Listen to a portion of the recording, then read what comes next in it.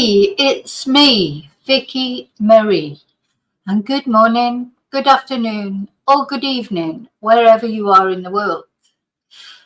I'm in mainland Spain. It is 4 minutes past 12, midday, from a very, very, very hot Spain. We've got weather warning today. It's going to be over 40 degrees, which is why I'm hiding away in my living room making videos. That's something that I can do. It's just too hot out there for me, I'm afraid. But if you're on holiday, remember, take your sensible head with you. Don't be out in the midday in 40 degrees heat. There'll be lots of tourists out there that will be in trouble today. I just know it. And I know it's difficult to resist the temptation. I used to do it myself years ago before I came to live in Spain. You're on holiday, you're determined to get tan, you're determined to get out in the sun. You've got to be so careful, especially when it's as hot as it is today.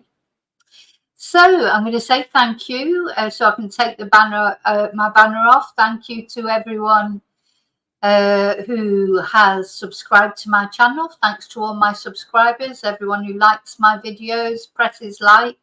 Don't forget to leave your fingerprint on the like button.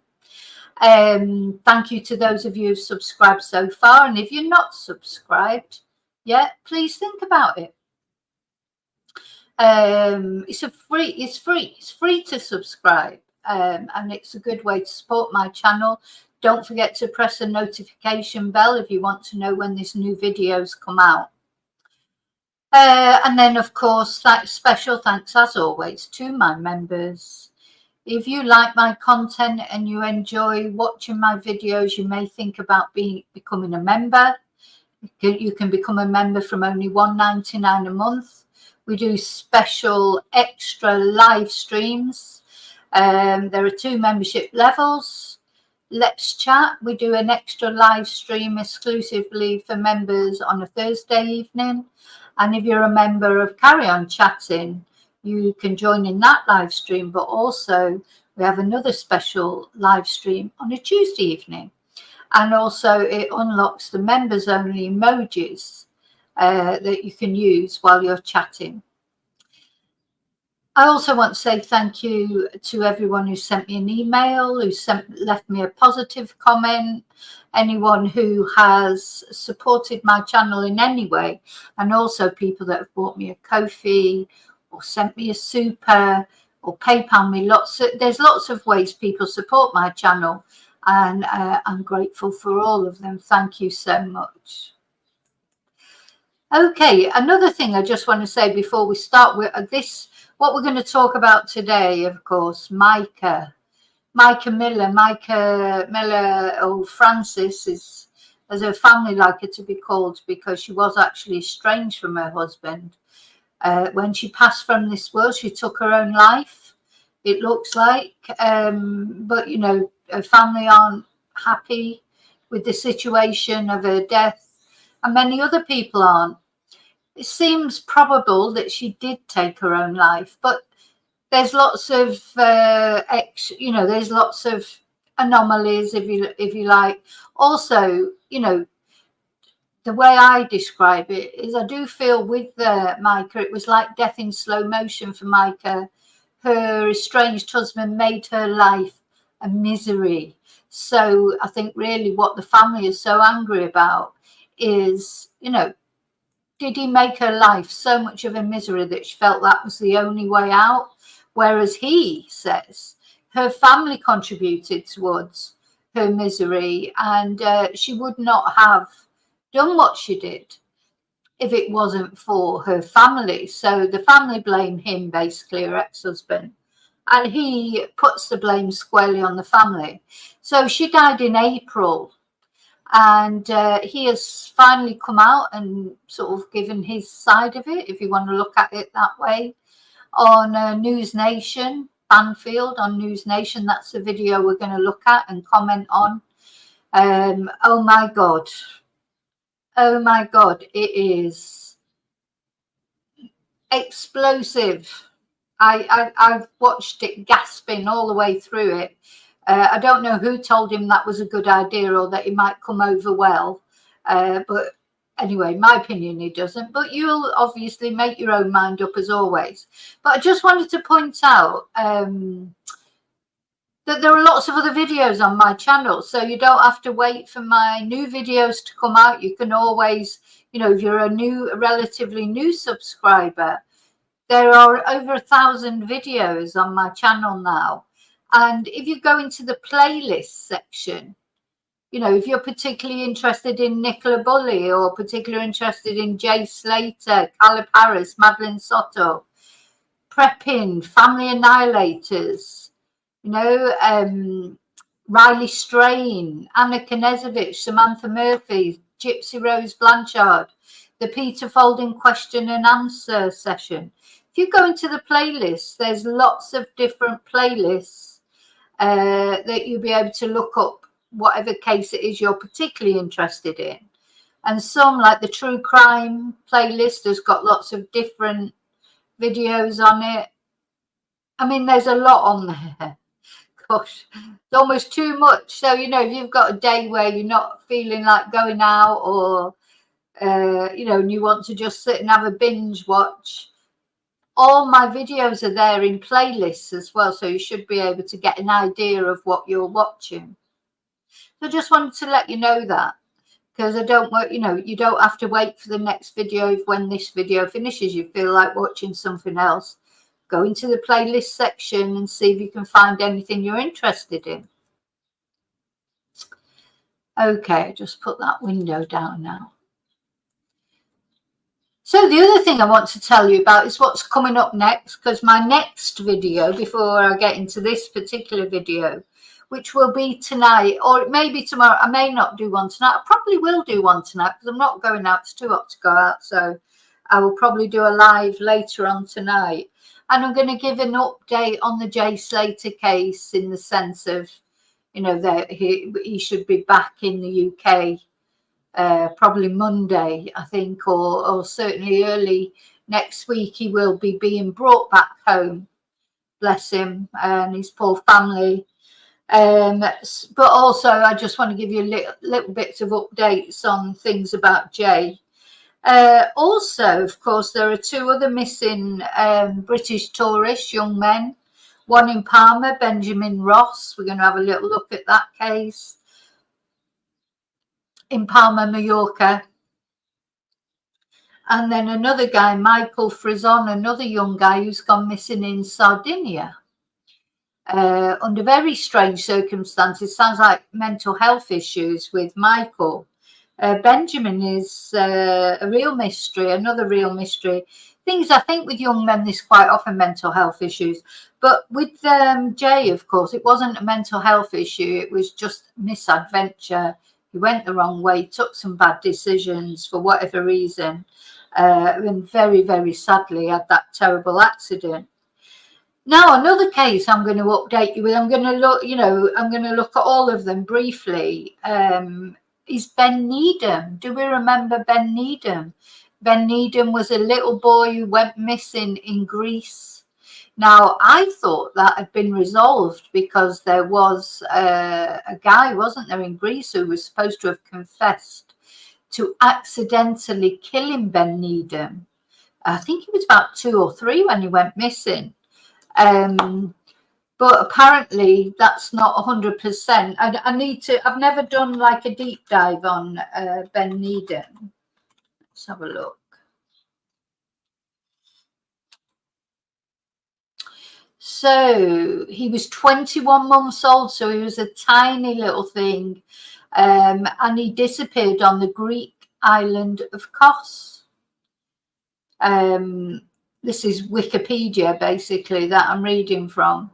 And initial searches failed to locate him, and he was believed to have been kidnapped. And although there's numerous claims of sightings, his whereabouts remain unknown. Now, they did find his little yellow dinky car, and the guy that was heading the inquiry at the time said that he thought he died as a result of an accident near to the farmhouse. So I'm going to look into it fully later, but somebody later on alleged that they had, on their deathbed, that he had knocked him over by accident. Now, it turns out that, anyway, I'm going into it too much. This is not what we're talking about today. But there are, you know, there's so much controversy about Ben Needham. And also there was always the controversy of why did it not receive the same attention as the Madeleine McCann case? Well, probably because Ben's mum didn't employ a media guru to deal with the, you know, to push the case. And, you know, that's a whole nother subject, isn't it? Anyway, there's been not exactly a development, but some news about that I'm going to tell you about tonight.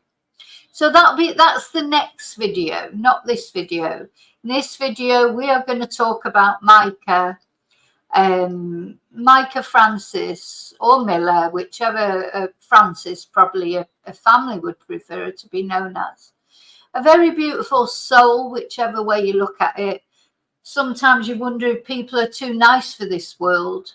You know, it's just a lot of people struggle with the journey that we're going through. It's not an easy path, is it? Life is not an easy path.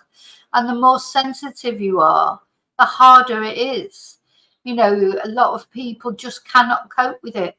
Just cannot cope with all the, you know, how can I put it? It's easy to focus on the negatives sometimes.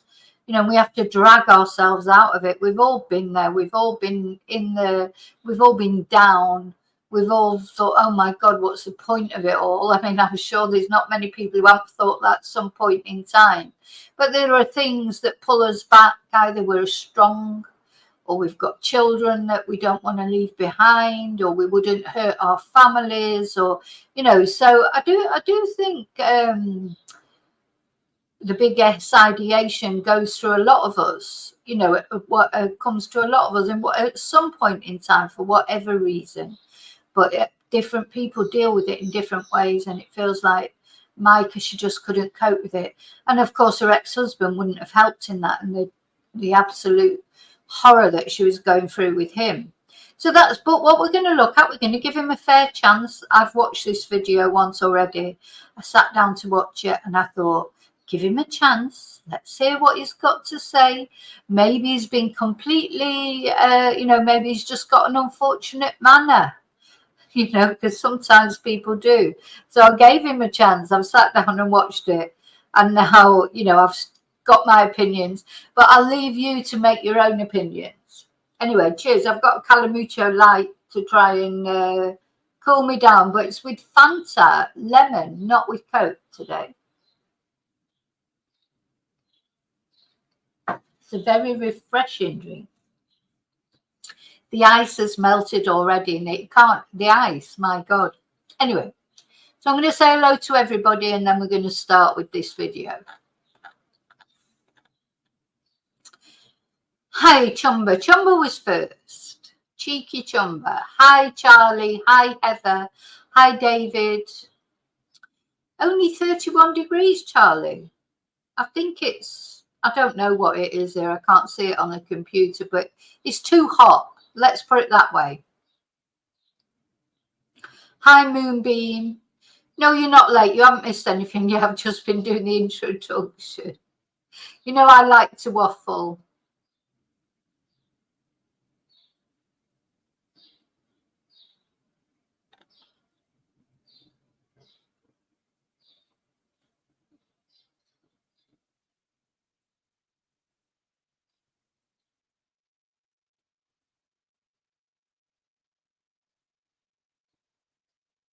What about the Ben Needham case? Yeah, you can email it me, Chumba. I'll be doing that tonight.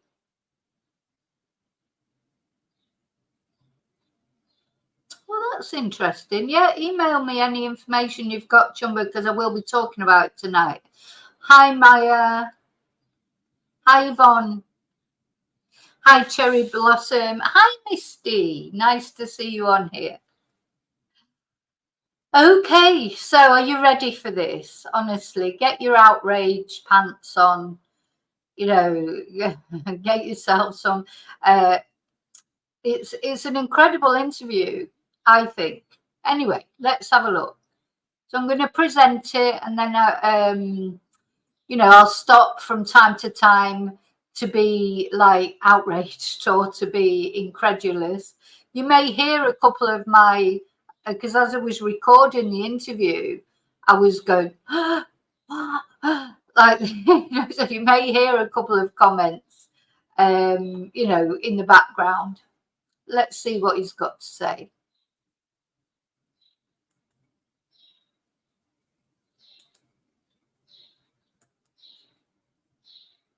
And welcome to a special edition of Banfield. And I have to say, so of course this is Banfield. This News Nation is one of my favorite YouTube channels.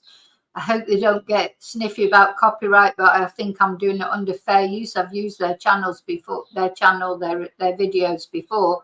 I expect everyone will be over this interview like a rash, because people have been waiting to hear from JP Miller, haven't they? What he's got to say. Now, why he's suddenly come out and start talking, I don't know. He says in this interview, you'll see what he says, it's because his lawyer has advised him to. So that's interesting.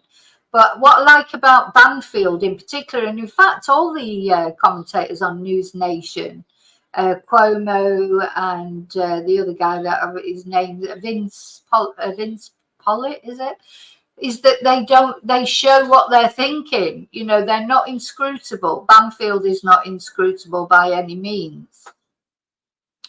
So you can see she's like quite incredulous about it all as well. Special doesn't do this one justice, because this is one story for the full hour, one exclusive story, an interview with the only living person who can help solve a mystery that, honestly, my friends, should not be a mystery at all.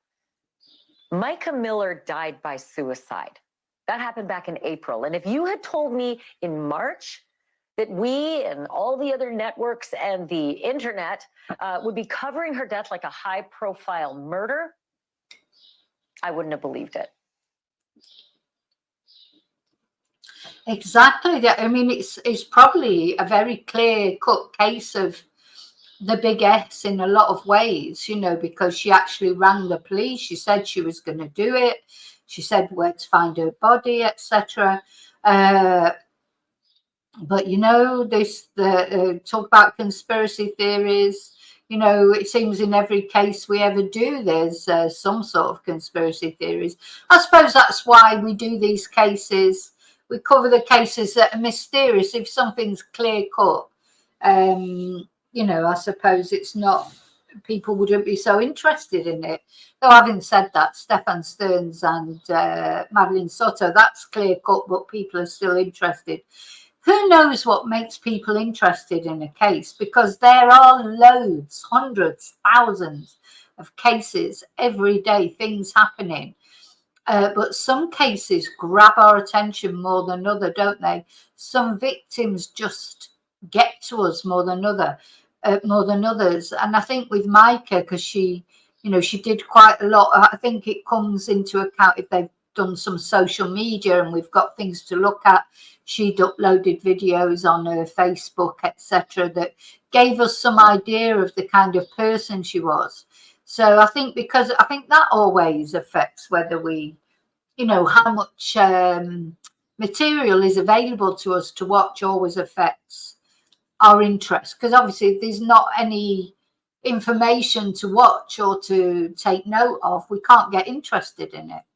It took investigators very little time to establish that Mica did, in fact, end her own life on her own, all by herself. But disturbing details of that life poured out just as quickly. A life centered on an erratic, controlling, and seemingly vindictive husband who's... Yeah, now when I first started watching this and I was thinking, no, I'm going to give him a chance. Because, we have to remember that one day Mica loved him. And Mica was a good person, or from what I can see, she was a good person. So, you think, well, Maybe there's a reason she loved him. Maybe he has got some good points. Maybe, but of course, manipulators, arch manipulators like him. It's easy to make a nice person like Mica fall in love with him, I think, isn't it? So anyway, we'll see. The pastor of a South Carolina church, and whom she was in the process of divorcing. That pastor's name is John Paul Miller, JP, to his friends and to his family. And while there's a paper trail from here till Sunday that documents the couple's turbulent marriage, the GPS trackers that JP put on Mica's car, her tires that he allegedly slashed, and, oh, right, that topless photo of Mica that he reportedly posted online. Yes. So there's lots of things so although it seems likely that Mica did take her own life, it's the build up to it. There's more ways of killing someone than actually going and murdering them. You can kill someone, drip, drip, drip, chip, chip, chip away at someone until they don't see another way out themselves. That's what I call murder in slow motion. It's not like murder in the sense maybe it wasn't him who went and actually, pulled the trigger, but he pulled it over years and years of chipping away at Mica. He embarrassed her by putting up topless photos of her. He told everyone she was mentally ill. He's still saying it. But of course, she's got no defense against that. I mean, that is a typical thing that an abuser says. My stalker, he would say that I was mentally ill. Not him, of course. No. Not him who was mentally ill. It was me that was mentally ill because I didn't want to be with him anymore. And I do get this vibe from JP Miller. I do get that same vibe from him, that there must have been something wrong with Mica because she did not want to be with him. And he did some terrible things. He tracked her car, but he's got an excuse for everything.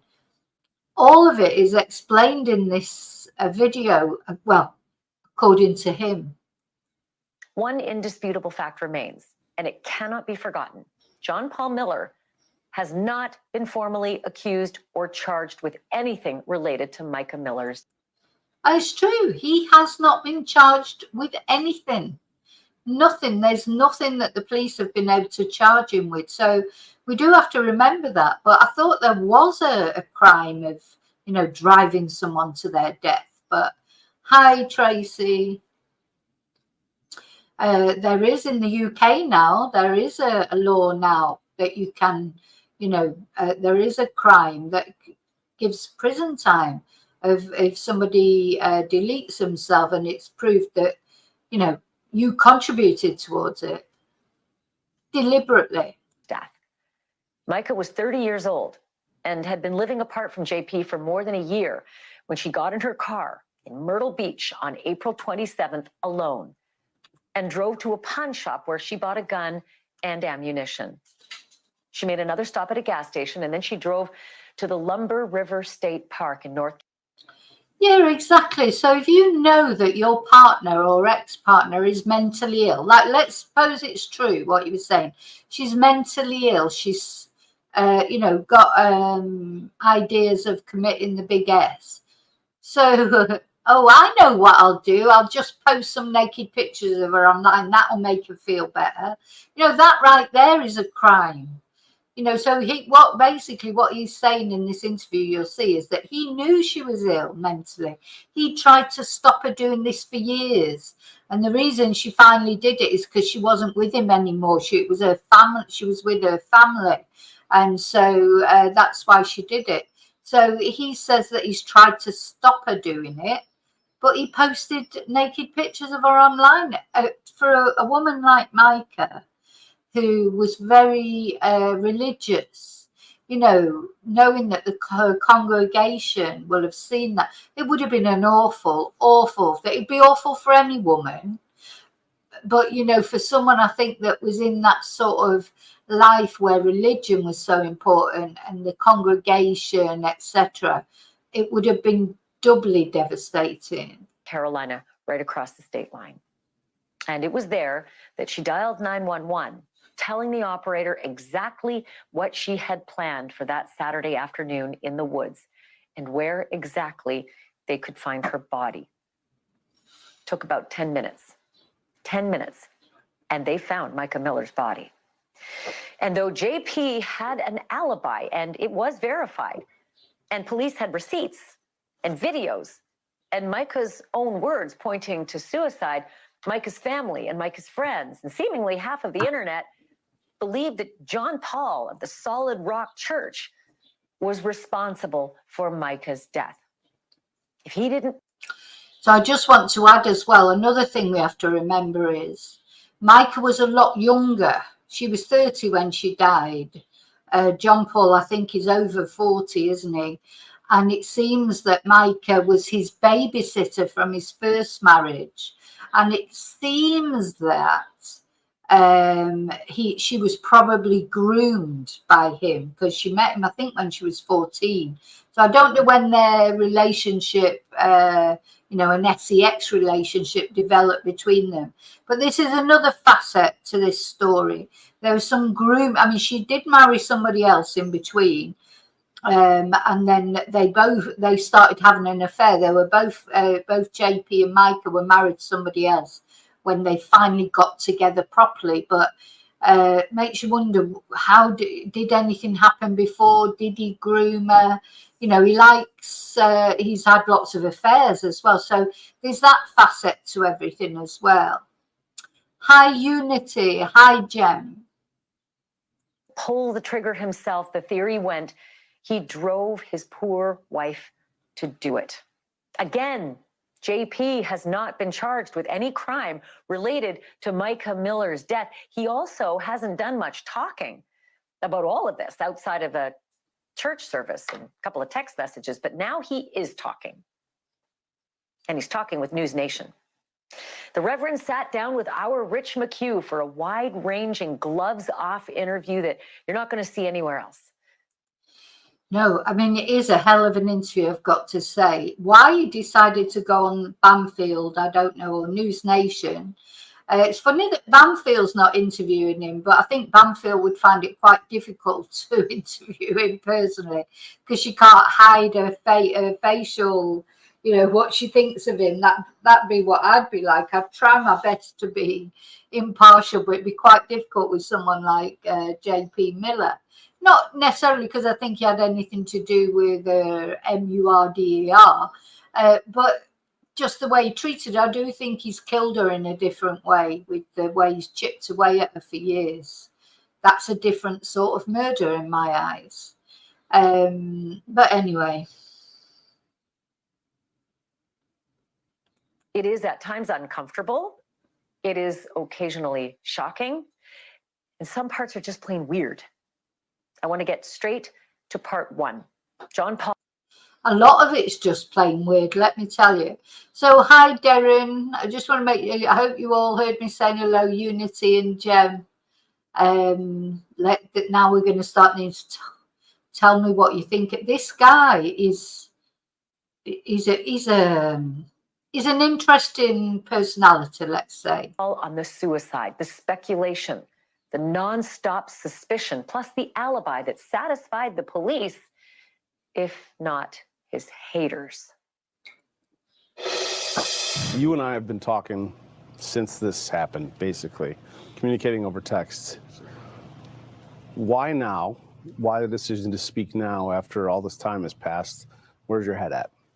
Well, I think part of it is I finally got the approval of my attorneys to do so. They, the ones working on. Yeah, he's finally got the approval of his attorneys. I think he's been dying to talk. I mean, he did like a brief interview, didn't he, on Justin on TikTok.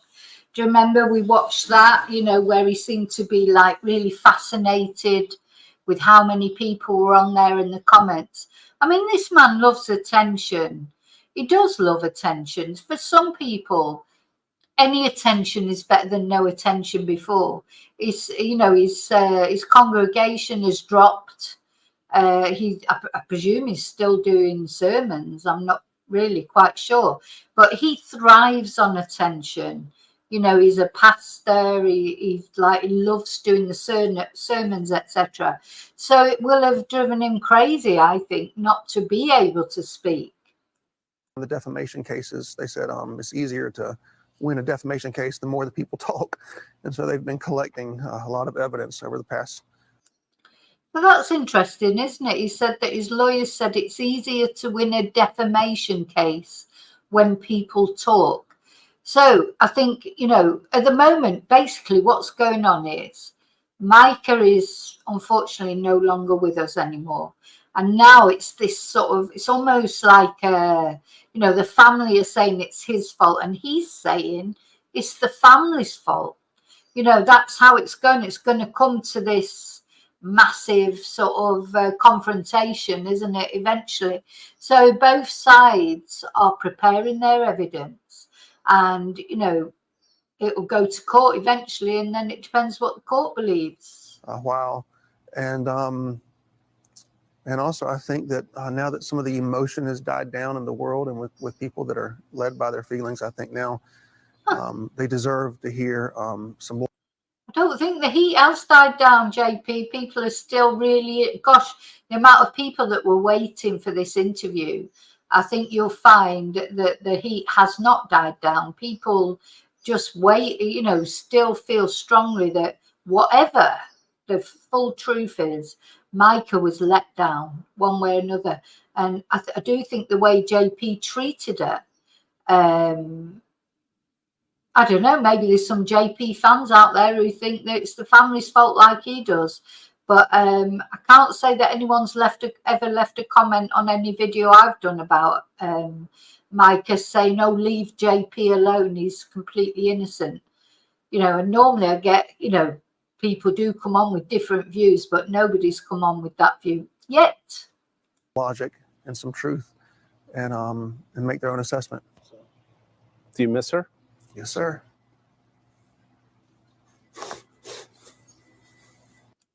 No, he said, do you miss her? Yes, and then he starts sniffling. Now, I've got just a bit of a trigger warning. He does cry quite a lot later on in this interview with genuine tears. But are they tears for Mica or are they tears for himself? Because here, as soon as that reporter said to him, do you miss her? He went, yes, sir. You know, almost to order. But, you know, he probably does miss her because I think these people, these narcissists, he will miss her. He'll miss the control he had over her. That's why he didn't want her, you know, he was fuming that she left him because he misses her because at one time she thought he was like the best thing since sliced bread, didn't she? So he'll miss that. It's not that he misses Mica. He misses the adoration that Mica gave him that he hasn't got anymore. Yes, sir. Did you see this coming? Yes, but it doesn't change at all the power of the pain of reality. I saw it coming for years. I told them for years this would happen over and I said, if she gets off her medicine, suicide is the next thing. And she tried it in the past, but with me, she always remained okay with me. She was on her meds with me. She was healthy and happy. And even yeah, so she had tried it before. There is a video where she admits to those when she went out to Africa to the African children. She said that she had tried to kill herself and the bullet didn't go off. The gun jammed, and she said that was God, you know, telling her that her mission on earth is not finished. So she had tried it before, but she was with him then when she tried it. See, the thing is, what he says all the way through this interview is she did it because she wasn't with me anymore. Well, that's because he was hounding her. He was hounding her when she was with him. He wasn't hounding her, was he? So that to me would be the answer to that. Well, yes, of course. She just couldn't. I understand exactly how she felt from what I've been through. In the end, you just don't see a way out of it. You don't see that it will ever get any better or that you can escape. luckily for me, and it sounds awful, but luckily for me, the person who was stalking me, like he was stalking Mica, they took their own life because they couldn't, find me. No, I managed to take myself away from the situation, luckily for me. But, Mica couldn't take herself, she tried to take herself away from him. She couldn't escape him. He was tracking her. I'm just so lucky that it happened to me bloody 40 years ago. Well, it wasn't 40 years ago, 30 years ago, before social media, before trackers, before all that, because I'll tell you what, my ex-partner, he would have done all that. He was like Sherlock Holmes. Everything he did was just geared around trying to find out what I was doing. And if he would have had those things at his disposal, he would have done it. Even if she did get low or stop taking her medicine, I would help her get back on it, and things would be fine without me and with her family. She's off meds, and she committed suicide. And I told them this would happen over and over again. I tried my best to stop her from getting a gun. I went to judges. I have copies of all the police. I talked to her counselor, the pastor she was going to, her family, her friends. I told them all, don't let her get a gun. Do whatever it takes, prevent her from getting a gun. And when she was with me, she was never able to go that far. But with them, that's exactly what happened, and it destroyed me. And I still haven't really grasped it. Like, it hasn't. I kind of keep putting off the reality of it, and I try not to think about it as much as I can. What was going on in your marriage the week Mica died? The week she died, we didn't talk that entire week. I'd emailed her several times that week, and my regular emails are sending her letters telling her that I love her. And she came over to the house. The last time I saw her was a few weeks before she passed away. We spent about 4 hours together, and we hugged and kissed, and she was in and out of psychotic conversations. She would say, one thing about double agents that are following her. That was one of the phrases she would use when she was. See, all this now that he's saying, so he said he didn't see her that week leading up to when she died, but he saw her, he spent 4 hours with her. Now he's saying all these conversations that she had, that she was being followed by double agents or secret agents. We cannot, he can say basically anything he likes now about his conversations with Mica, and there's no evidence. But he can say whatever he likes because Mica's not here to speak up for herself. That's what frustrates me. He can turn around and say about her mental illness and her this and her that. Nobody can prove that he's wrong. Off her meds, double agent. The other phrase she would say, she wants to come home so bad, but her family won't let her. She told me she wanted to live in Africa and asked me if I'd live with her. Yeah, so he's saying she said she wanted to come home, but her family wouldn't let her. How do we know that's true? I mean, look at him there. I agree with you, Heather. He's got it, but it's the ears that get me. He always looks a bit like a devil to me. I know it's dramatic, but I just look at him and I feel like he looks like whatever I would imagine the devil to look like. He looks like it. Something about those ears, that face. He doesn't give me a good vibe, and maybe that's unfair, but that's how I feel. I said, sure, if you take your medicine, Hi, Deborah. And so she told me if I'd give her some money and if I would write her a letter. Right. So listen to this. So he says, she told me, So she told me that if I would give her some money and I would write her a letter saying something, because he wrote a letter, or an email, apologizing to Mica for the things that he did. He admitted the things he'd done, like following her, slashing her tires, etc. So look, you can just tell he's lying. That is a liar's face if I ever saw one. But what he's saying now is he just gave her the money and wrote that email admitting to the things he'd done to stop her from killing herself. It wasn't true. It's just that she promised that if he did that, she would start taking her medication again. So he wrote that email admitting to all the horrible things he'd done, but they weren't true. really. It was just to make her take her tablets. Saying certain things in this letter that she would take her medicine. And so I tried that. And, but she desperately wanted to come home. She was just so afraid her family would disown her. And so the week before she passed away, I probably emailed her maybe 7 or 8 times that week just saying, I love you.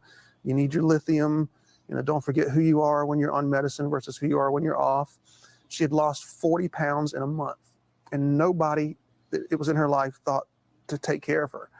Nobody. She was living with a former registered nurse. Her family, quote unquote, were taking care of her. She lost 40 pounds in 1 month, and no one thought she needed help. She was talking about living in Africa. No one thought she needed help. She's making videos on Facebook. And if you see the videos, you know it's not her, because she has a different cadence, a different tone, a different amount of words per minute when she's healthy and on medicine than when she's off. And the way she was even looking into space when she's taking those videos, you knew she was delusional. And if somebody loved her enough to take her to a professional. Yeah, it's true. You can't make eye contact. And I watched her videos. We've all watched them. If you look through the playlist for Mica Miller here that I've got on the channel, I thought her videos, she sounded perfectly okay. Of course, I haven't got anything to judge her by, but I don't think she was speaking quickly. I've got experience with people that, in my family who are bipolar and, have got those sort of problems. She didn't come over like that at all. I did feel in the very last video that she made, she sounded very, very sad and weary. That's the only thing I would say. But that's because he wouldn't leave her alone. That's why. And now, see, he can't look the guy in the face.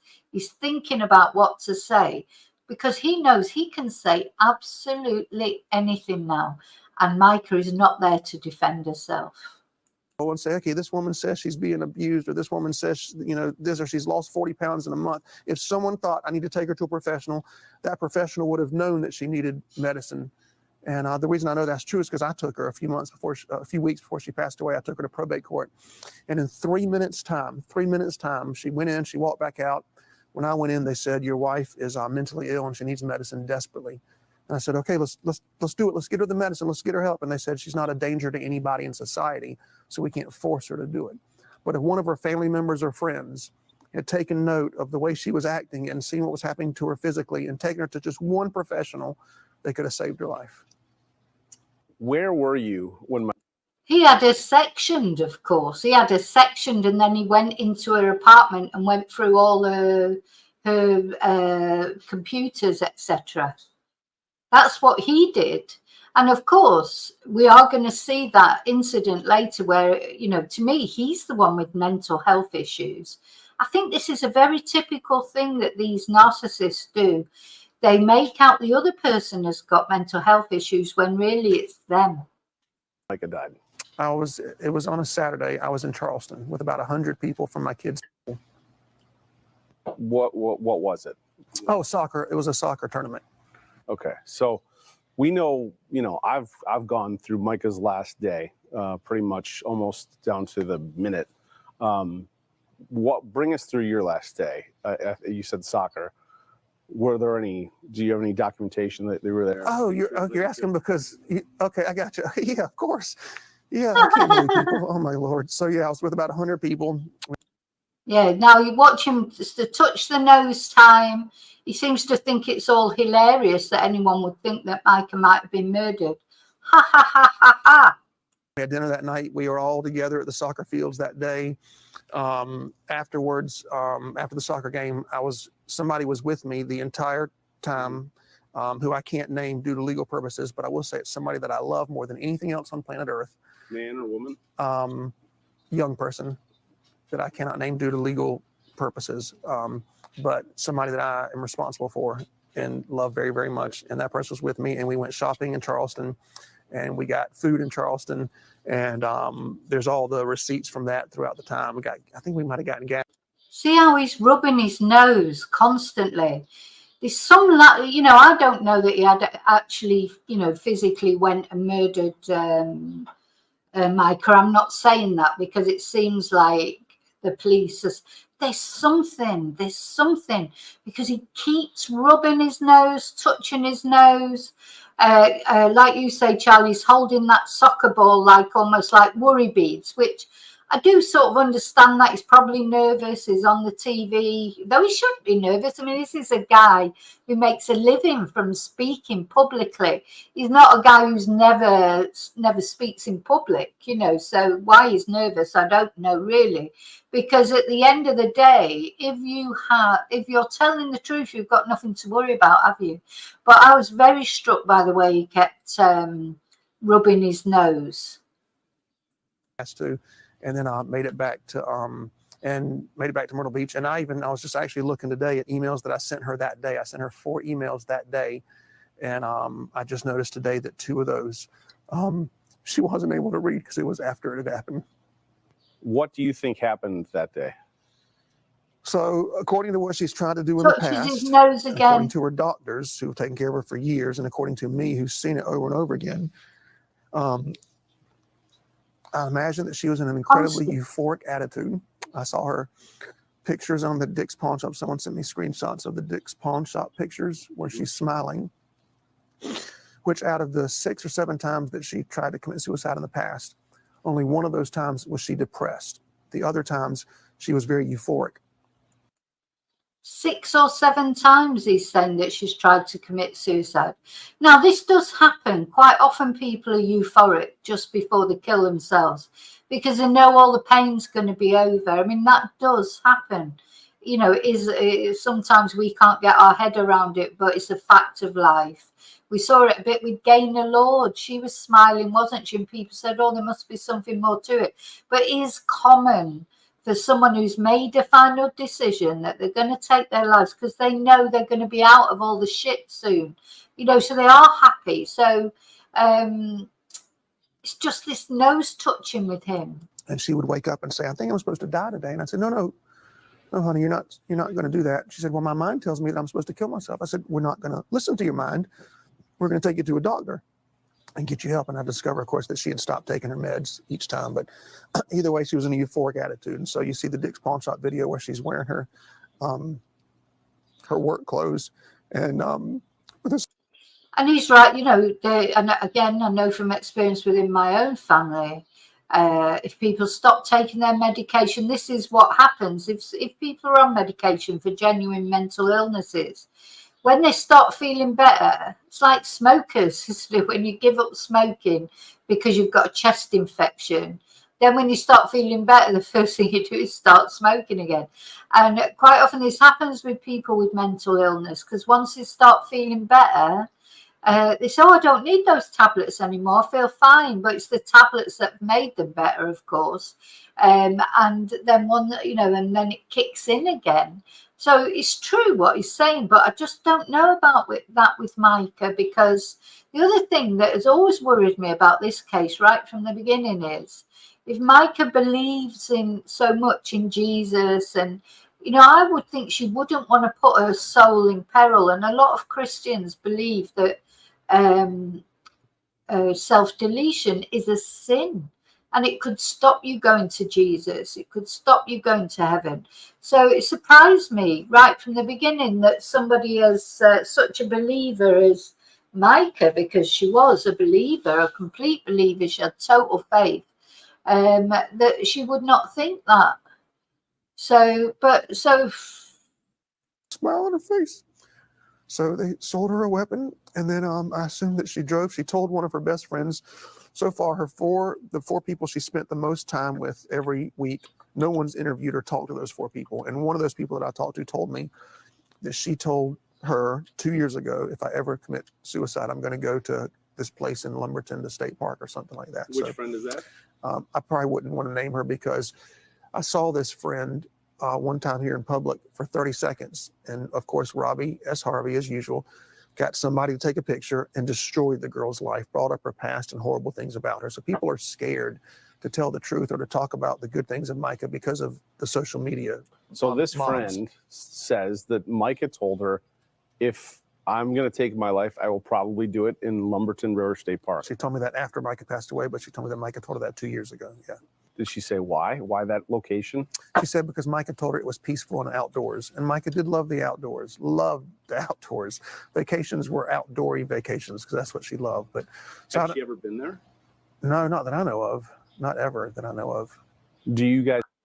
Now, I don't think that's true either, what he's saying there, because he's saying that somebody told him that Mica always said she would delete herself in Lumber State Park. But didn't she actually, on her phone, weren't there searches for state parks? Did she, her family say she's got no connection to Lumber State Park whatsoever. She'd never been there as far as they knew. And also she'd made searches for not only Lumber State Park, but other ones. So had she really, did she not just search for a state park wherever she if she was driving around aimlessly, just deciding what to do? And then did she specifically go to Lumber State Park? Again, it's not really something we can prove, is it? Have any connection to that area? Not at all. Have you ever been there? Nope. I've never even heard of the place. I never even heard of, what's the city? Robinson County. I've never even heard of there before. So did it strike you as, before you heard this, did it strike you as odd when you heard that where she went and what they say allegedly happened? Did you question it at all? Well, I didn't think it was real. I thought her family had made it up and had somebody call me and say that. So that's one big thing. I didn't think it was real. When I found out it was real, you know how he's thinking too much about what to say, in my opinion. There's a lot of thinking about what he says. I mean, you speak spontaneously when you're speaking from the heart, don't you? He thinks about things too much. In my opinion. Like you tell somebody something, you tell them. Then when it happens, you don't want to say, I told you so, because it's a horrible thing. That's what I felt like. I felt like I told y'all, I told her family this so many times you can't imagine. I told her friends this. I told everybody. I said, if y'all don't get her lithium, she's going to commit suicide. Her doctor told her this on paperwork where her doctor said this. And then when I get the call, I felt like the world's biggest failure, because I spent the past 3 months when her family got her out of the hospital and didn't bring her home, and her dad talked her into buying him a car, and all this stuff was happening that was all crazy. I made a vow that I was going to do something every single day to try to get her back on her lithium and save. Notice how he drops in these things. Oh, and her dad got her to buy him a car. Touch the nose, touch the nose. He is a liar. You can tell that he's lying, whatever the truth is of anything. He is definitely lying. And why does it, why couldn't he have joined with the family? Why does he hate the family so much? He's really wanting to dob them in, isn't he? Make people feel badly about the family.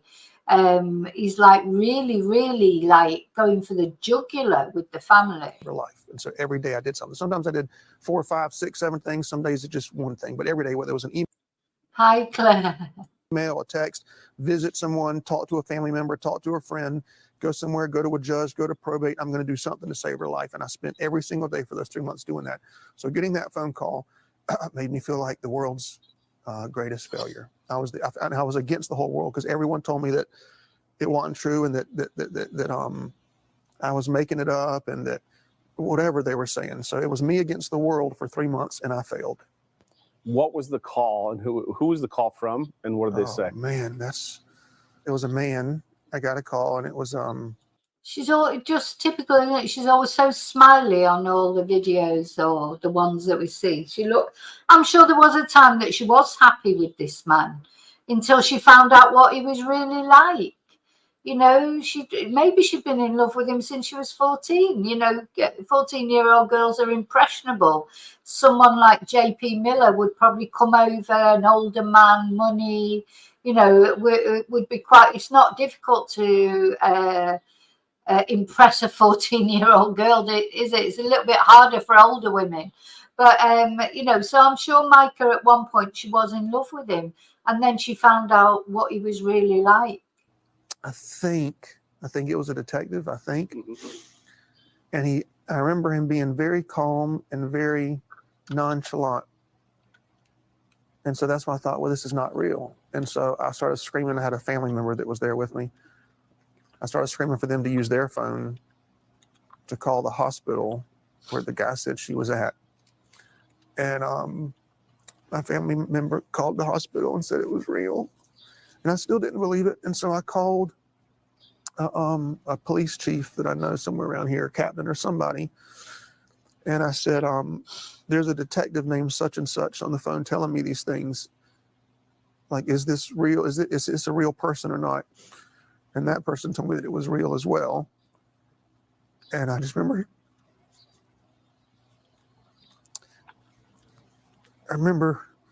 screaming really loud and throwing up everywhere. And What did they tell you? I remember throwing up. Did I have spaghetti that day? It was a lot of throw up. It was something red. Now, did you hear me in the background there? Because he said, oh, I remember throwing up. Oh, did I have spaghetti that day? It was something red. I mean, for God's sake, you could hear me in the background going, ew. Nonchalant. And so that's why I thought, well, this is not real. And so I started screaming. I had a family member that was there with me. I started screaming for them to use their phone to call the hospital where the guy said she was at. And my family member called the hospital and said it was real. And I still didn't believe it. And so I called a police chief that I know somewhere around here, a captain or somebody. And I said, there's a detective named such and such on the phone telling me these things. Like, is this real? I'll tell you what, he touches his nose so often, he's either because he's lying or he's been sniffing something up it. I can't make my mind up which it is, but there's something.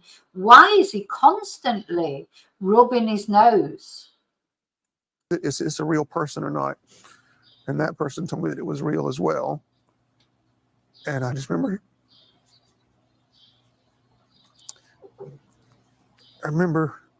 screaming really loud and throwing up everywhere. And What did they tell you?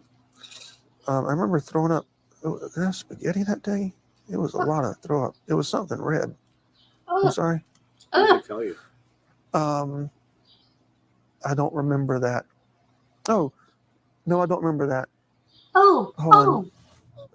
I don't do know. I He said, remember it? No. my family member called the hospital and spoke to, I think, either the head.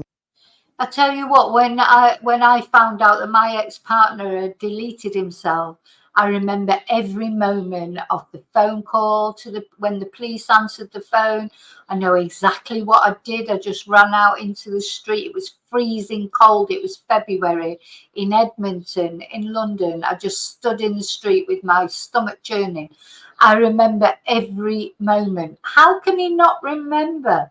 You remember when you get news like that, you know, and I do think he genuinely is upset that Mica's not there anymore, because she's taken herself to a place that he can't touch her anymore. And I think he genuinely is upset, but not for Mica. He's upset for himself. But to say that he can't remember what he did or how he reacted, everybody knows how they reacted at a very important time in their life. He is a liar. He is a complete liar. I don't think it was a good idea at all for him to do this interview. I think his lawyer did the wrong thing. Nurse or medical examiner, somebody. And that lady read me stuff that the Robinson County, I guess, had wrote on a piece of paper. And she was reading me suicide and the weapon and where it was at and all these different facts. And so then because the detective would not tell me it was suicide. And then I called him back and told him what the hospital told me. And he was pissed off and asked me who that lady's name was. And I didn't know her name. And if I didn't know, I wasn't going to tell him anyway, because I'm glad she told me anyway. And so, and I said, is this stuff true? And I can't remember if he said yes or just hung up. I don't remember. you remember what he said though? Oh man, How can he I not don't remember at all. remember? If I try to enunciate it, I'll probably be making something up based. No, you're trying to think of something to make up. He remembers exactly what he said, but he probably can't repeat it on the television. So he remembers exactly what his reaction was. He remembers exactly what he said, but he knows he can't say whatever it was on the telly. So he's trying to think of what he should say. On all the crashing of everything going on, so I can't tell you for sure. Did you ever question the findings that the authorities gave to you that this was suicide? No, I mean, I'm not a detective. I watched Scooby-Doo growing up, but that's what everybody seems to be acting like, is they're, part of the mystery. So did you hear what he said then? He said, no, I never questioned it. I'm not a detective. Well, I watched Scooby-Doo when I was growing up, and everyone seems to think they're part of the Mystery Machine. So he's alluding it to comics, to cartoons. And to me, he thinks it's funny. Look at his face. He actually thinks it's funny. Oh, thank you, Misty. Thank you for that. I don't know who. Let's see if I can see.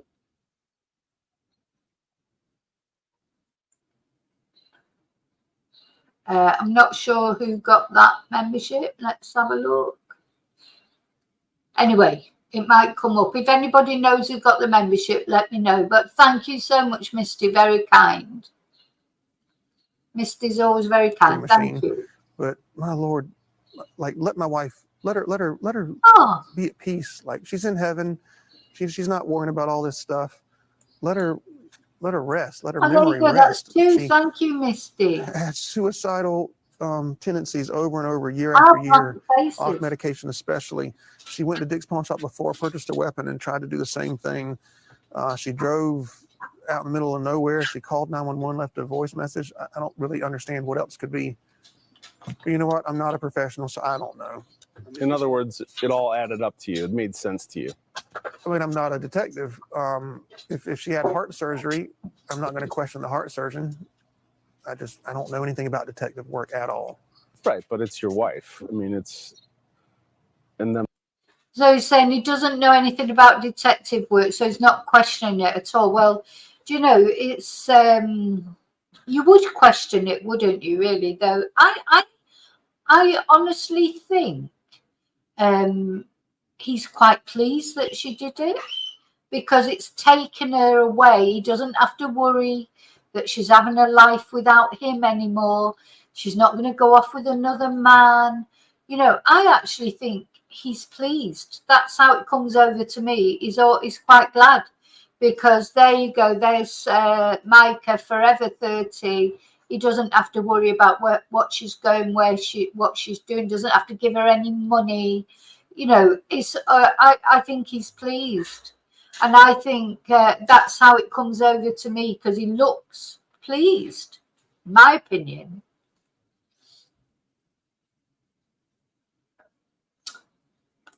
I'm telling you, her life has ended.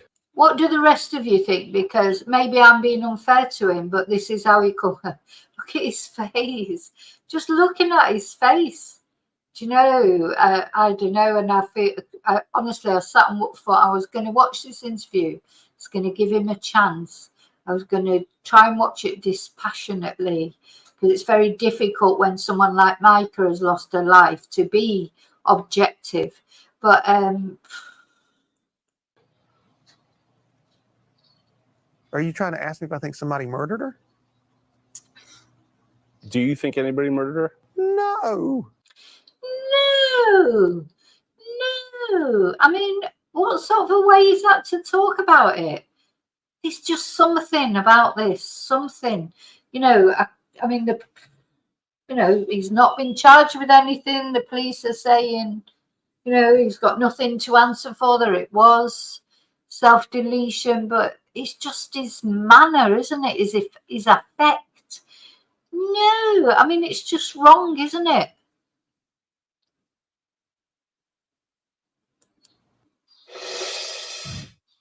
We have to take a quick break, but don't go anywhere. There is a lot more of News Nation's exclusive interview with John Paul Miller coming up, including questions about the very day after Mica's death, when John Paul disclosed it to his congregation in a bizarre sermon.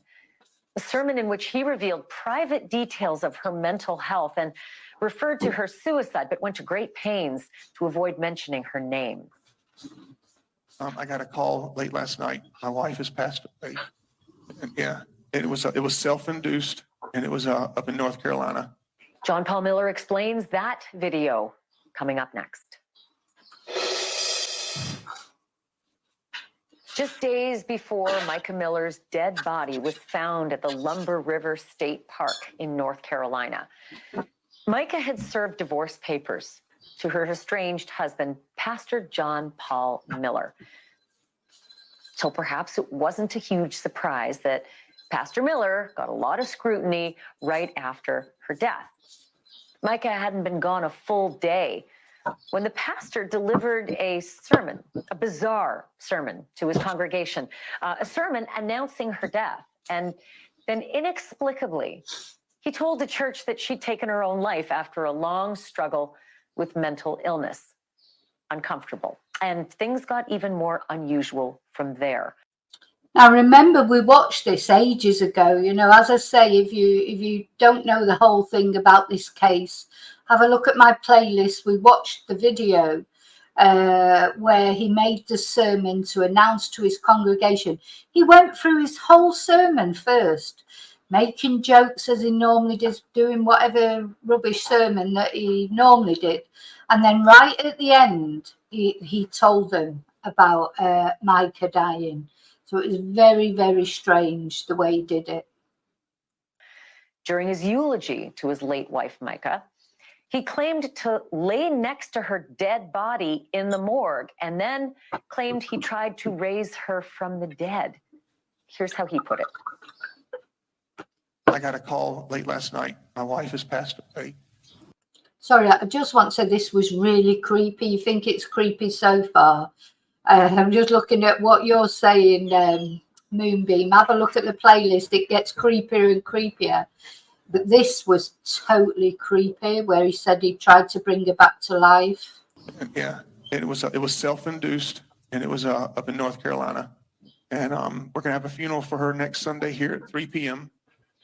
And so it's all I can. Yeah, I'm just kind of going on adrenaline right now. So y'all pray for me and my kids and everybody. And she wasn't. Y'all knew that she wasn't well mentally, and that she needed her medicine that was hard to get to her.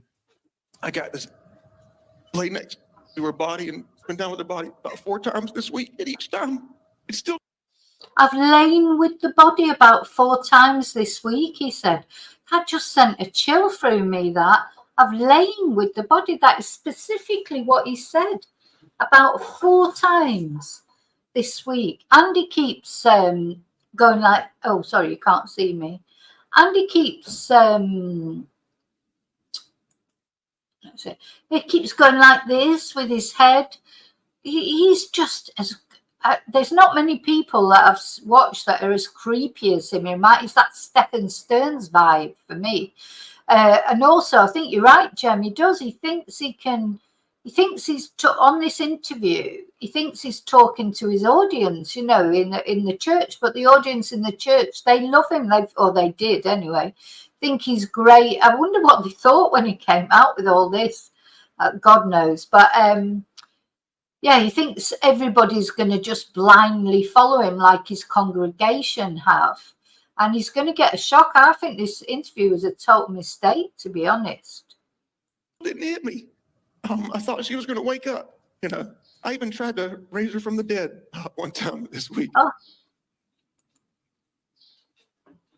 And I mean, what did he do to try and raise her from the dead? I mean, look at Banfield's face. This is what I do like about Banfield. She just, I think we normally think the same about things. You know, it's just awful. News Nation correspondent Rich McHugh asked Pastor John Paul Miller about those comments and those moments. And here's his reaction. one of the things that raised eyebrows initially for the public was when you gave a sermon here and you announced publicly that she had committed suicide. And you attributed it to her mental health. Why did you feel the need to come out with that at that moment? That's a great question. So first, let's discuss why I preached that morning. Is that okay?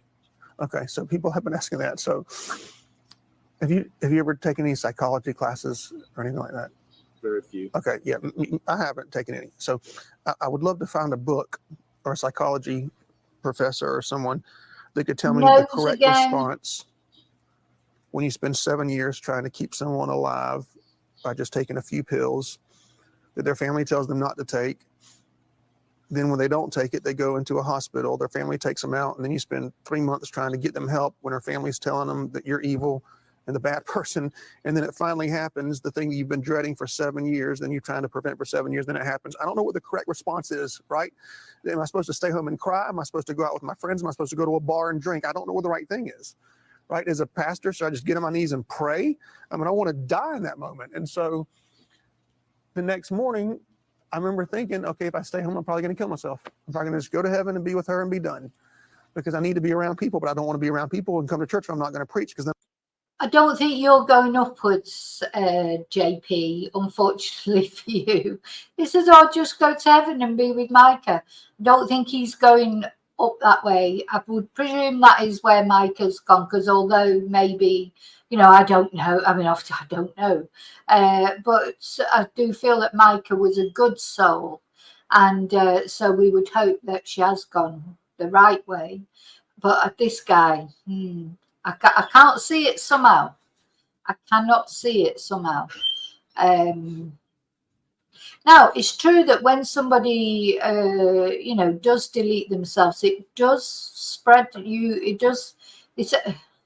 I know that people that do it, they don't think about, they're at such a point often that they can't think about other people, or they think the world will be better off without them. But there is definitely a trend that people that delete themselves, the people they leave behind, quite often they do it as well, because it's a very strong pull. Anyway, I'm not going to talk about that now, but I do know that as well from experience. But he would never do it, because he's too narcissistic to do that. He's not going to take himself off anywhere else when he can still be on this planet and attracting attention. He's not going to take himself off somewhere else where he may not get the same attention. I'll be judging the guy that's preaching the whole time, and I can preach just as easy as I can breathe. So I'm just going to go in the mode of what I'm normally going to do and just continue my life normally until I finally have to deal with what's going on. And so I didn't know what else to do. I didn't know the right response. I wish somebody had told me, in hindsight, if I go back in time, I probably would have done the same thing and still preached.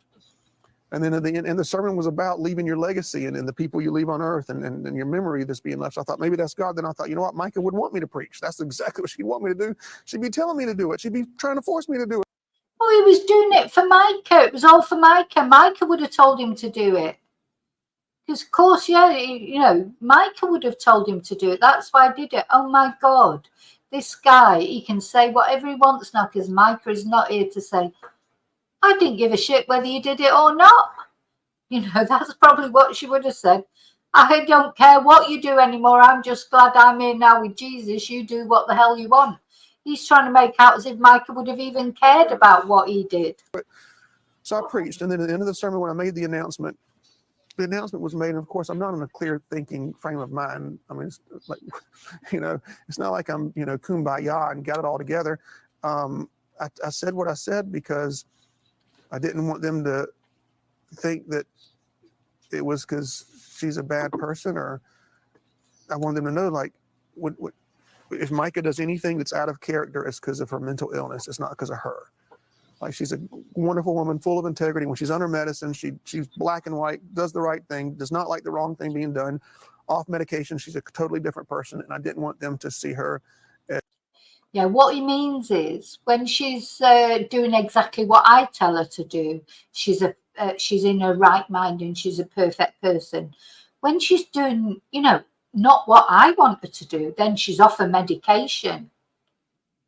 as someone that was bad. I wanted them to know it's just a sickness. Like if you have heart disease or if you have, diabetes or whatever, mental illness, you need medicine to continue going forward. And so that's why I said that.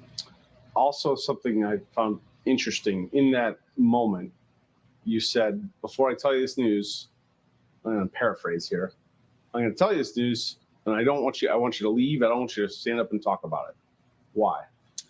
That's a great question. And that was actually intentional, because the last thing I wanted to hear was people talking about my wife. I wanted them to go up and take it to Jesus before they start, He's got a doing real what problem with some his Christians like to nose. do and just chatter.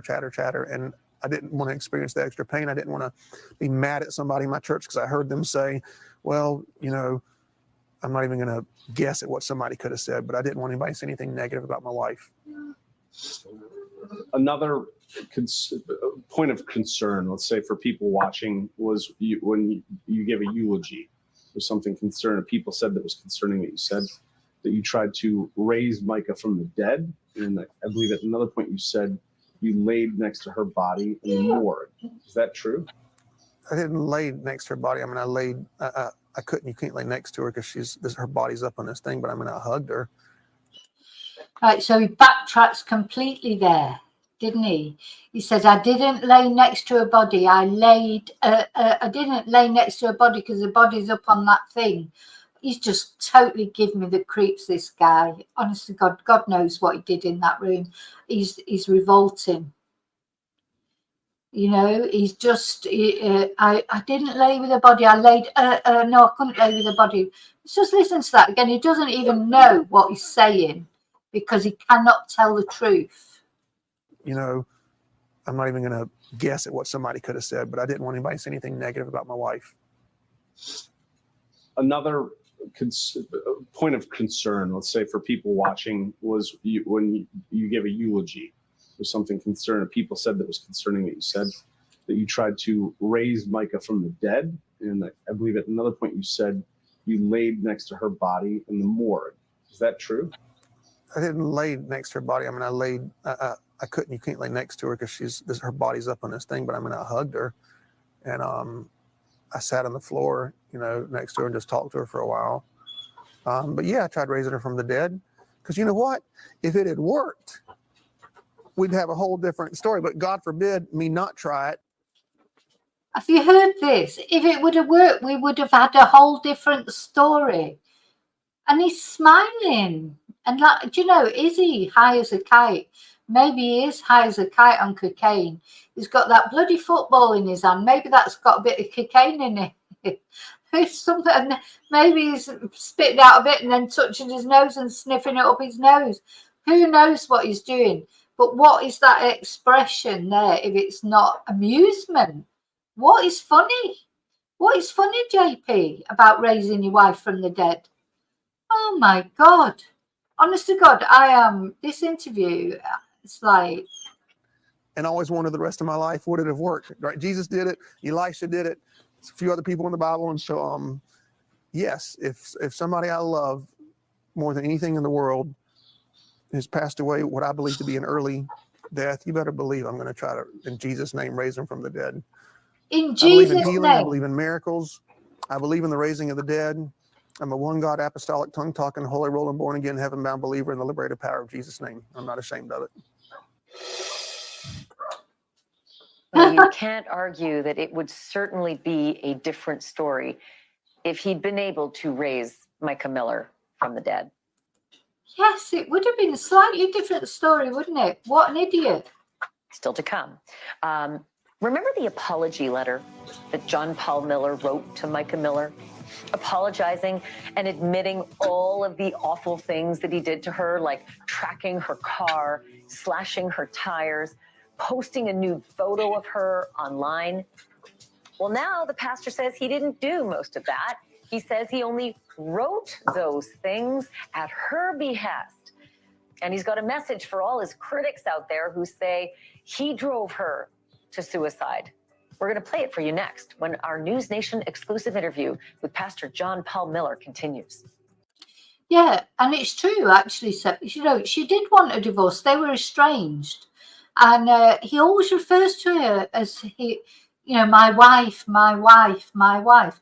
It's his estranged wife. She didn't want to be with him anymore. And in the end, she felt like the only way out, because he wouldn't let her go, was to take her own life. And yet he's still referring to her as his wife.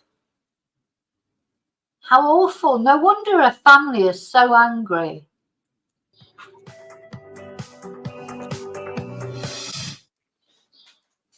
It is always sad, in retrospect, to read the words of a person who takes their own life. But it's both sad and disturbing to read the words of Mica Miller that she wrote in divorce filings right before she took her life. She said that her estranged husband, Pastor John Paul Miller, abused her, quote, emotionally, sexually, spiritually, and financially, as well as physically. And she added, quote, in every way I can think of, end quote. Only days before she wrote these words. So those were Mica's actual words against him. A couple of days, when she filed for divorce the second time, a couple of days before she died. So that is the truth of her relationship with him. Not what he's making it out as if, you know, he was some sort of, you know, godsend to her, you know, and it was only him that kept her alive. No, he's the one that pushed her, and he's the reason she is dead. Whether he shot the trigger or not, it doesn't matter. Words. That husband sent her an apology letter in which he admitted to placing GPS trackers on her car, slashing her tires, and posting a topless photo of her online.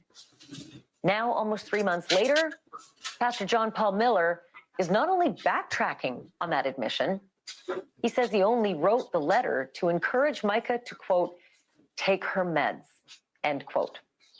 He also paints a very different picture of what his and Mica's relationship was like. Here's more of his conversation with News Nation correspondent Rich McHugh. Would you characterize your relationship with Mica as healthy? Oh man, when she was on her medicine, we had the greatest marriage you could ever imagine. We spent every day together. I don't know any other couple. Yeah, when she was on her medicine, yeah, nothing to do with him. It was all about, depends what mood Mica was in, eh? So we wake up. Well, she kind of wake up before me, but you know, we go work out together every day, 5 days a week. We eat lunch together every day. We would work together every day. We'd pick up the kids, do stuff with the kids every day. We'd go to dinner every night together. Then every night we would have our routine. So there's 3 things we would do. We would either sit in the bathtub together for 2 hours until the water went from steaming hot to ice cold. She bought this big air mattress we'd put in the back of the truck, and we'd go park somewhere here in Myrtle Beach where there's no lights. And she'd bring us some hot chocolate, and we'd lay on the air mattress for 2 hours. Or we would go out on the beach with our beach blanket and lay there for 2 hours. But the point was, no cell phones, just her and I. She would talk 90% of the time. I would talk 10% of the time, and I'd just listen. And so every night. I don't believe that either, do you? That she talked most of the time and he would just listen. He's not a listener, is he? He's a talker. He's a preacher. I bet it was completely the other way. You know, just what he's saying now is just rubbish. So certainly he would just listen to her talk. This guy doesn't listen to what people are saying. He just tells them. You know, and again, he's smiling at. Now, I think there definitely was a time when Mica was in love with him. But what happened was she just realized what he was really like. And over years, he's just, you know, when she was young, now bearing in mind she's 30 when she died. She was 14 when she met him. I think she was probably in her early 20s or something when they got married. You know, I think she outgrew him, didn't she? As she got older, you know, and she started to mature and she started to realize that she was better than this relationship she had with him. She was worth more. So we saw that on some of her Facebook videos that she made. She realized, didn't she, you know, that he was not good for her. And that's when she tried to extricate herself and he just would not let her. Hi, Fiona. Yeah, he's the talker. There's no way he's going to sit there for 3-4 hours while somebody talks and he's hardly going to say anything. Come on. 2 hours we'd hang out together. And so was our marriage healthy? It's probably as healthy as any other American marriage. Have you ever abused your wife? Never, not once in any way, shape, or form. I took better care of her than anybody could ever take care of her. I never asked her to clean the house. Right, sorry, I've got to play this. So the guy's asked him, have you ever abused your wife? Says, no, I took better care of her than anybody could ever take care. Now, watch what he says now. Here in Myrtle Beach where there's no lights, and she'd bring us some hot chocolate, and we'd lay on the air mattress for 2 hours, or we would go out on the beach with our beach blanket and lay there for 2 hours. But the point was no cell phones, just her and I. She would talk 90% of the time. I would talk 10% of the time, and I would just listen. And so every night, 2 hours, we'd hang out together. And so was our marriage healthy? It's probably as healthy as any other American marriage. Have you ever abused your wife? Never, not once in any way, shape, or form. I took better care of her than anybody could ever take care of her. I never asked her to clean the house, not once in the 7 years of marriage. She never had to cook a single meal. So he never made her clean the house, and she never had to cook a single meal. That's what he calls not abusing somebody. As if that's like, I mean, you know, is it me? Am I on some parallel universe again?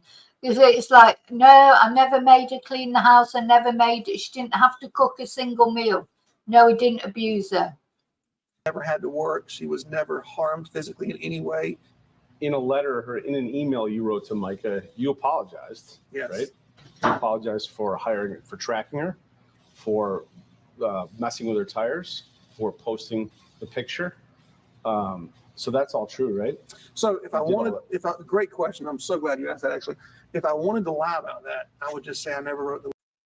Yeah, so he never made her clean the house, and he never made her cook a meal, but he did slash her tires, put a tracker on her car, put naked photos of her on the internet, but he never abused her in any way, shape, or form. Letter, right? Because how can you prove that I wrote somebody a letter? There's no signature, there's no name, it's not in my handwriting. But I 100% wrote the letter. And I did it because the night that she was with me, the last night we were together for 4 hours, at one point, because the whole 4 hours I'm trying to get her to take her medicine. And then she said, my family doesn't want me to. They don't want me to come inside the house. Maybe it's your house, come inside. So finally get to the point, she says, you know what? I'll take my medicine and I'll come home if you'll give me $10,000 and if you'll write me an apology letter. So let me understand. So are you believing that? So he's begging her to take her medicine. She apparently said to him, I'll take my medicine as long as you give me $10,000 and write me an apology letter. Of course she did. God's sake. Hi, WB. Understand this correctly. The email that you wrote to Mica, apologizing for hiring a PI, tracking her, messing with her tires, and posting a topless photo of her.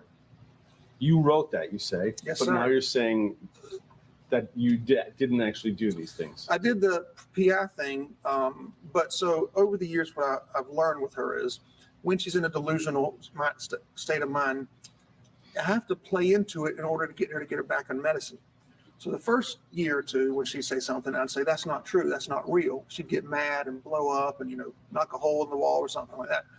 So then by December 2000. I wonder who really knocked the hole in the wall, JP. I mean, honest to God, this is breathtaking, isn't it? It's absolutely breathtaking. And Mica, of course, she can't speak up for herself. She's probably wherever she is thinking, thank God I got away from that twonk. But you know what? Everybody can see you, JP, for what you are. He's thinking he can put it all on Mica, but it just, people aren't going to have it. They're just not going to have it. 2019, I think it was. We were watching TV and she just stopped and said, you're a double agent. And I said, no, I'm not. She says, yes, you are. She said, and I'm going to call the police. She said, you're a double agent. You've stolen my things. And I'm going to put you in jail. And I was like, oh my goodness, what I'll do. She hadn't been taking her medicine. So just to be clear, you wrote this to Mica, but now you're saying you didn't do those things. No, I did not slash the tire. I did not. I don't think there's a naked picture of her anywhere, ever. Anyway, I think that was just a made up thing. I don't think there's a naked picture of her anywhere, but didn't he say that he did put it up there? But it was only for an hour, so it was fine. Because he only put the naked picture up for an hour. Now he's backtracking from that and saying he just wrote this email confessing to these things so that she would take her medication. Because, yeah, of course, you know, this is what people do, isn't it? Of course it is. You know, she said to him, give me $10,000 and write me an email saying that you've done all these things that you haven't really done and apologise for them, and I'll start taking my medication. You know, I must think everybody's, thinks everyone. Look, what you have to understand now, John Paul, you're not talking to a beloved congregation who'll suck in anything you say. You're not talking to a 14-year-old girl or a vulnerable young girl who'll believe everything you say because they're so much in love with you. You're talking to the rest of the world, and the rest of the world is not so stupid or so naive to be taken in by your lies. I don't think his lawyer should have advised him to do this interview because he's not coming over well. Is it just me, or is he not coming over well? And I think that her tire just got something ran over, from what I understand. I don't know. I didn't see anything. But I did hire the PI before. I did everything I could to stop her from getting a weapon, everything you could imagine. I hired a private eye, and I said, put a tracker on her car, and if she gets anywhere near a gun store, please let me know. I did everything I could think of. And yeah, so he says that he put the tracker on her car so that he could follow if she went into any gun store or anything to buy a gun. Well, she bought a gun and committed suicide that day for a start. Where was he then? Where was he? Wasn't there to stop her by it. And then the other time that he says she went into that same porn star and bought a porn star. That's because somebody mentioned Donald Trump on the chat, and I'm thinking of the porn star. Porn store. He went when she supposedly went into the other porn store. Oh, God. Could be a different word, couldn't it, altogether, instead of porn, P-O-R-N, and porn, P-A-W-N, just to get me confused. He didn't go in and stop her buying that gun, so it's just rubbish, isn't it? So, you know, if it was true what he's saying, where was he when she did buy the gun? Did that private eye alert you? She never. That day? No, I had stopped paying for it about 4 weeks beforehand. Yeah. Why? Running out of money, and people telling me that she was totally fine, and I'm wasting my time. So what do you say to the doubters and critics who say you drove her to suicide? That's the dumbest thing I ever heard. So wait, she wasn't with me. Because listen, with me, she didn't commit suicide. Apart from me for 3 months, and with her family, she did commit suicide. One of the last things she showed me a book she's reading called I Love Jesus, But I Want to Die. And I said, why do you want to die? She said, because I can't come home because my family won't let me. That's what I say to them. So it's all the family's fault. It's all the family's fault, according to him. She was reading the book, I Love Jesus, But I Want to Die. And when he's questioned her about it, she said, I want to come home, meaning to him, but my family won't let me. Still to come, there is no question John Paul Miller's behavior has seemed odd in the weeks and months since Mica died. And after the break, he tries to explain it, like why he dressed like Spider-Man and walked around his neighborhood, and why he was squealing like a child while rolling around on the grass.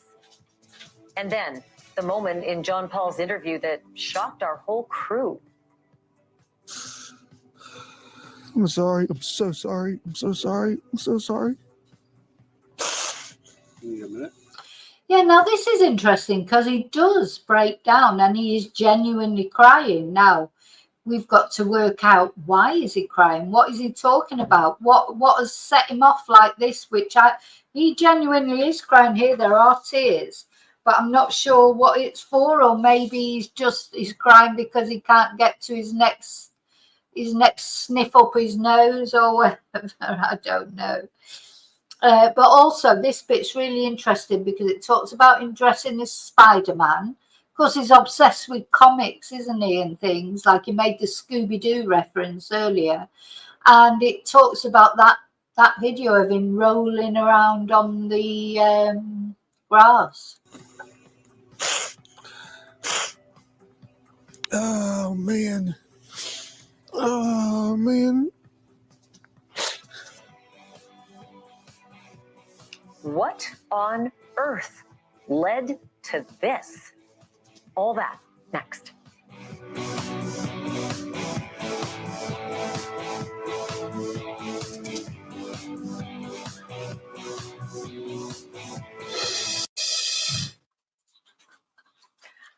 When Mica Miller died almost 3 months ago, her family. So that was before the interview had even begun. So what they said to him or what triggered him, because I do think those are genuine tears. Maybe it was nerves, I don't know, but it does seem very strange. And her friends most certainly hoped that she'd rest in peace. But that has not happened. Since that tragic day, her estranged husband, Pastor John Paul Miller, has been the subject of whispers and rumors and rampant suspicion, even though the pastor hasn't been charged with anything. JP, as he's known to his family and friends, he's been very tight-lipped, saying almost nothing publicly about what happened to his wife and what happened between them before she died. Hey. Now he is talking, Hey. and he's talking to us. And he's answering all of our questions, even the ones that were uncomfortable and awkward, and the ones that made him cry. Here is his conversation with News Nation correspondent Rich McHugh. So sorry. I'm so sorry. I'm so sorry. You need a minute? Oh, man. Oh, man.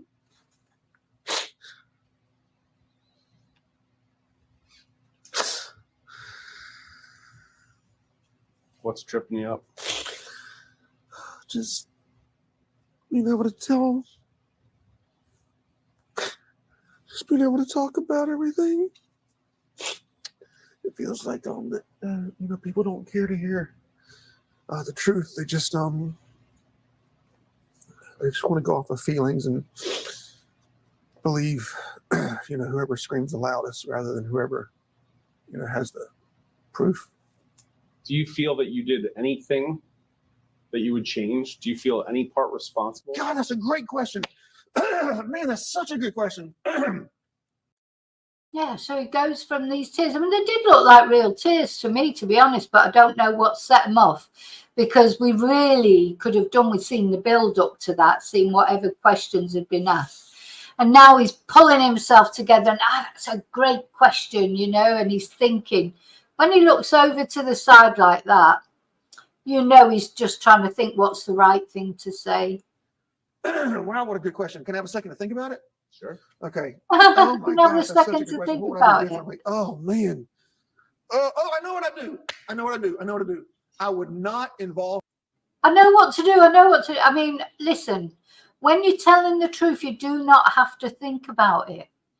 Just don't have to think about it when you're telling the truth. You're spontaneous. You don't have to think about it. Her family, when she's having mental episodes and is schizophrenic and is off her meds, I would never have texted them. We've seen you dressed as Spider-Man in videos. Okay, let me just wait, hold on. I'm not Spider-Man. I can neither confirm nor deny. To me, it says Spider-Man as the person who's texting me. So in his text to him, he calls himself Spider-Man. He thinks he is Spider-Man. He really does. And you watch him now. Talk about duping delight. Duping delight. He finds it so funny. Even though the seriousness of what he's supposed to be sat here to talk about, he loves it. He loves people saying that he's Spider-Man. We've seen you in videos dressed as Spider-Man. We know there's a Spider-Man character in your back of your house somewhere. Her family wonders if you have identity issues and this need to align with superheroes. What's your reaction? What's the reason for the Spider-Man? Well, first of all, I can neither confirm nor deny that I've ever put on a Spider-Man costume. But you'll never see me in the same room with Spider-Man. I will say that. I mean, excuse my French, but what the F was that sort of comment was that? So I can neither confirm or deny that I've ever put on a Spider-Man costume, but you will never see me in the same room as Spider-Man. So he's honest to God, he's just not right, is he? You know, he's making a joke about it when he's supposed to be there to talk about this ex-wife of his that he, you know, thought he loved so much. And he's making jokes about comic heroes. And I don't know. People say stuff. Me and Mica would go to... So you don't get in the Spider-Man costume? Yeah. I mean, you just sent me a picture with you and Spider-Man. Me and Mica would go to Comic-Cons every year. We both dress up. Mica dressed up more than I did, actually. There are times I didn't dress up and she did. We love that kind of stuff. She was Wonder Woman. She was Spider-Woman. She was Mystique. She was a lot of different characters. So you're not even going to grant that there's something odd here? No, I'm not. No. I put on the Spider-Man costume. I go see handicapped children. I'll go visit kids that, you know, love comics. He goes and visits the handicapped kids, so he's a virtue signaler apart from anything else. He dresses up as Spider-Man. He goes to visit the handicapped kids.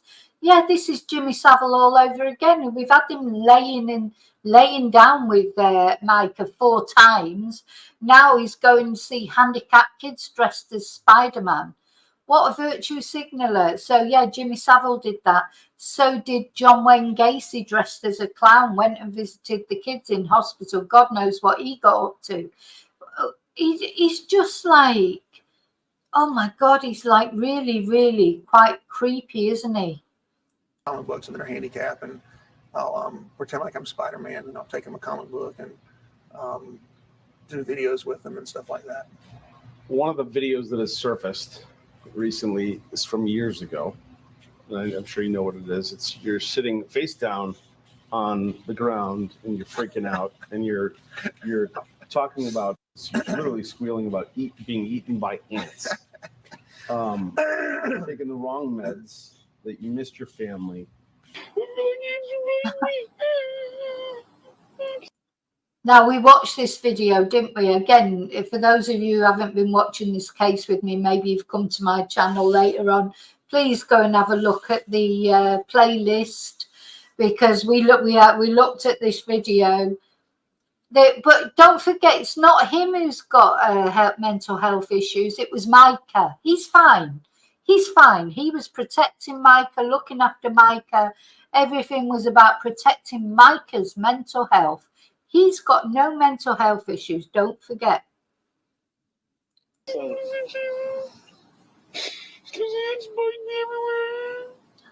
Is your medication something they gave you?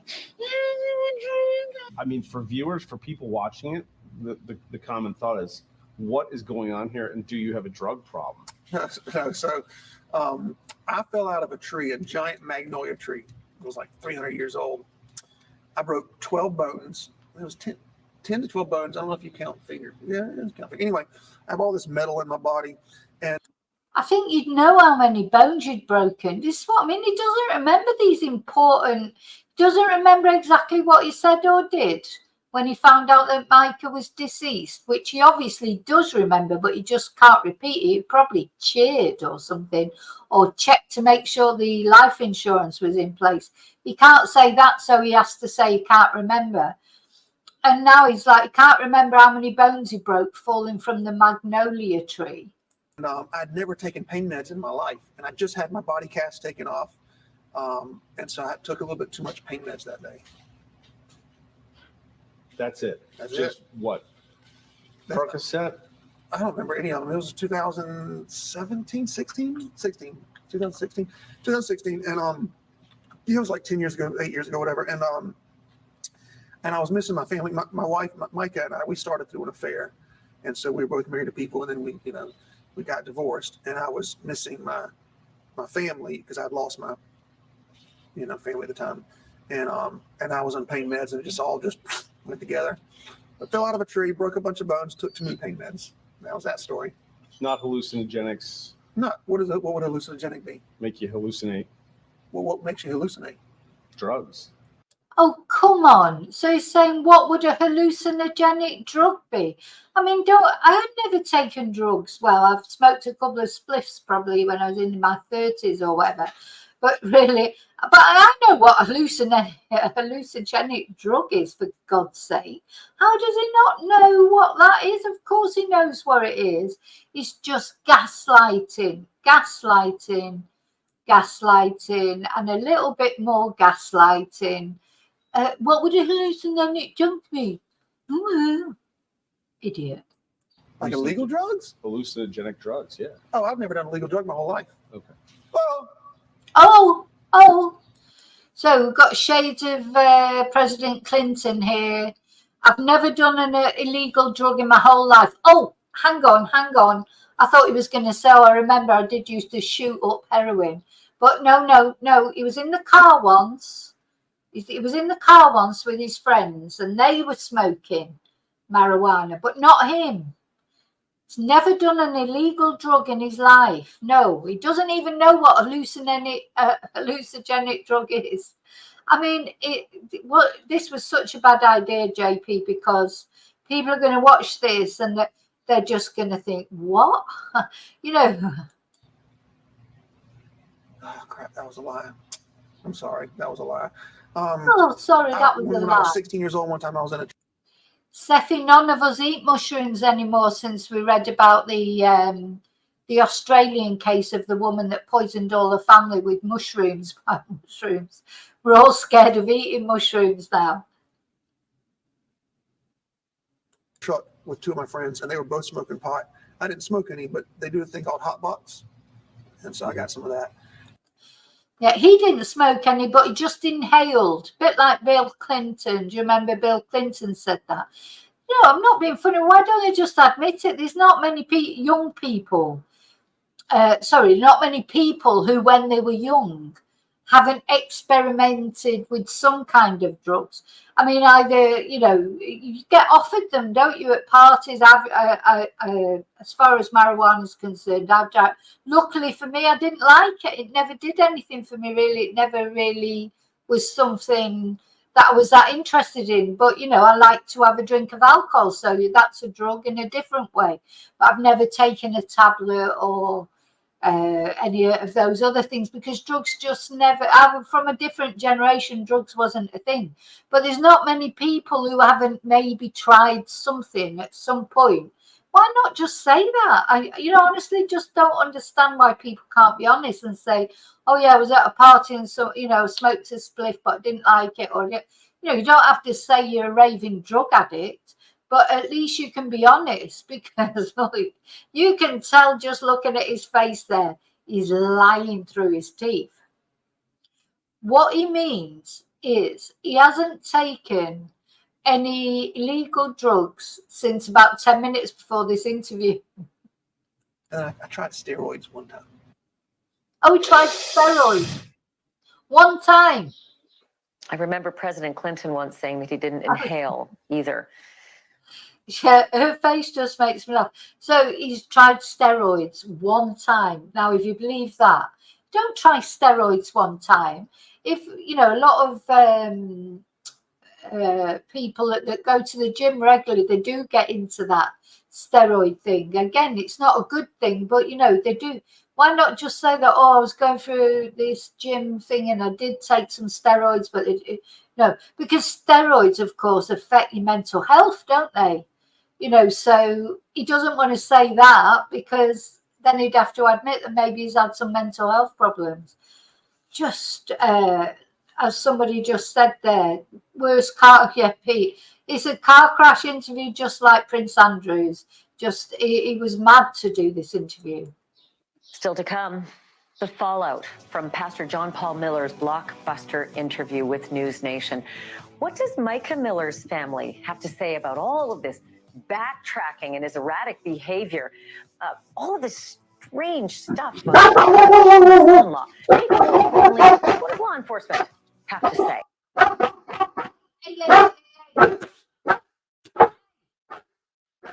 Sorry.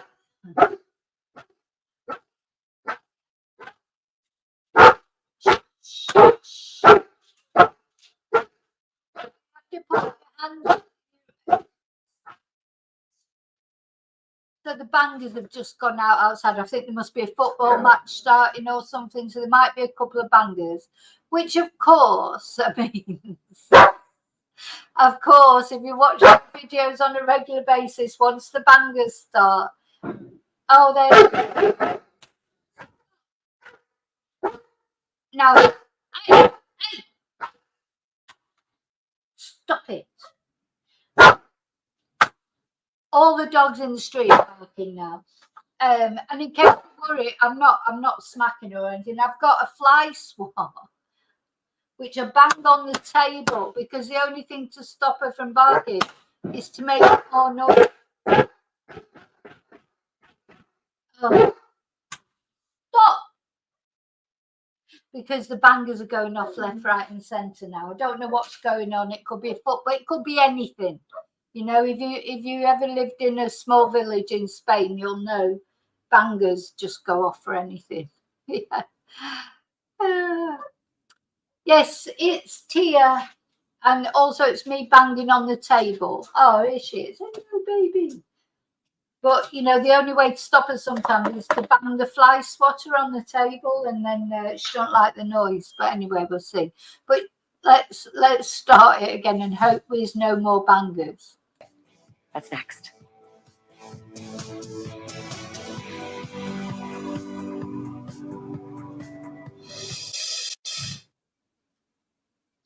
If the backstory is big enough, dramatic or tragic or mysterious enough, it can eclipse the actual story, which in the case of Mica Miller is a healthy young woman's sudden and untimely death.